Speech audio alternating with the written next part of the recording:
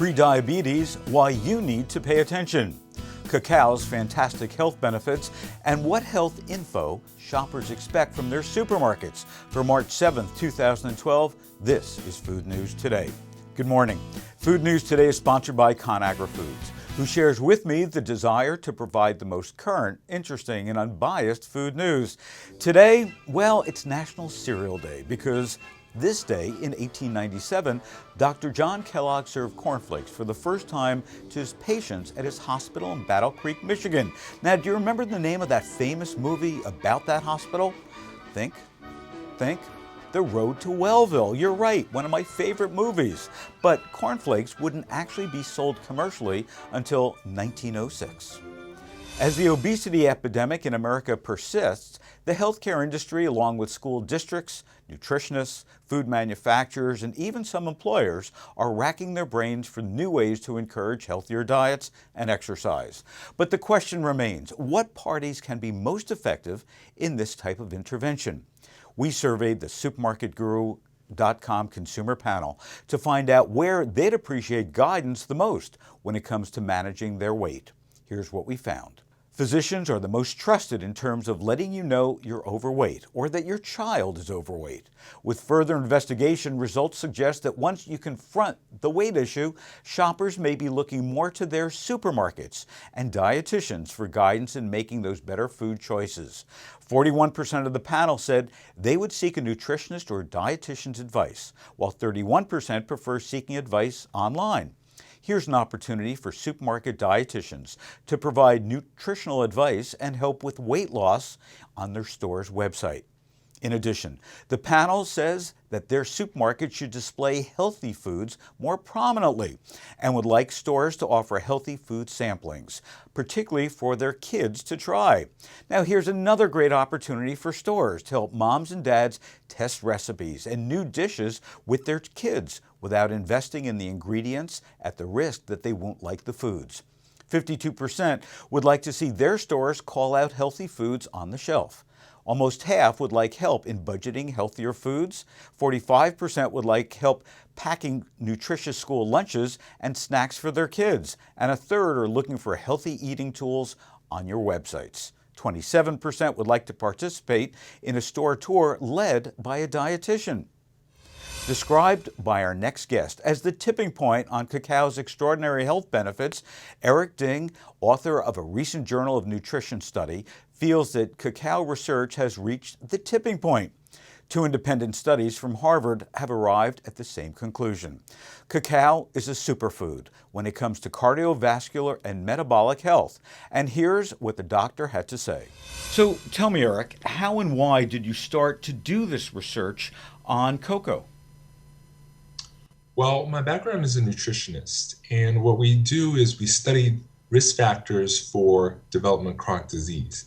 And cocoa flavonoids, a unique kind of antioxidant, was something that intrigued us for a very long time because it had been suggested to benefit cardiovascular health in many, many different ways. Hence, we wanted to systematically examine the evidence for that to see if there's truly gold standard evidence for supporting that for cardiovascular disease. Now, is it just about cardiovascular, or are there any other health benefits? Well, cardiovascular covers a range from blood pressure to diabetes. These are all considered cardiovascular risk factors. So what we actually studied was the effects of cocoa flavonoids on blood pressure, on cholesterol, on inflammation, on insulin sensitivity, and other forms of blood flow. So therefore, they're all cardiovascular in certain ways, but encompasses diabetes and blood hypertension. Now, when a consumer is going into the supermarket, what are the types of cocoa that they can find that actually might have some of these benefits? Well, all sorts of cocoa products, mostly chocolate, but the issue is the appropriate dose. Because the studies in which we examined, these randomized trials, they actually had an average effect dose of 400 to 500 milligrams a day, which is actually equivalent to 33 bars of milk chocolate or 8 to 9 bars of dark chocolate. So therefore, these concentrations of cocoa flavonoids that we found that benefited lowering blood pressure, lowering bad cholesterol, increasing good cholesterol, improving insulin sensitivity, these are all at very high doses of cocoa flavonoids. So in your grocery store, you would be hard pressed to find sufficient doses unless you ate that many bars of chocolate, which I do not recommend as a nutritionist.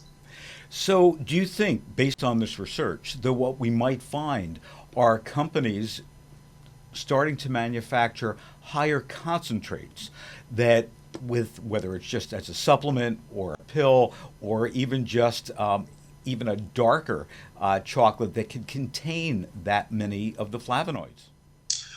Indeed. So that is the implication of one of our research, partly because of the fact that the benefits are very strong for all these cardiovascular risk factors.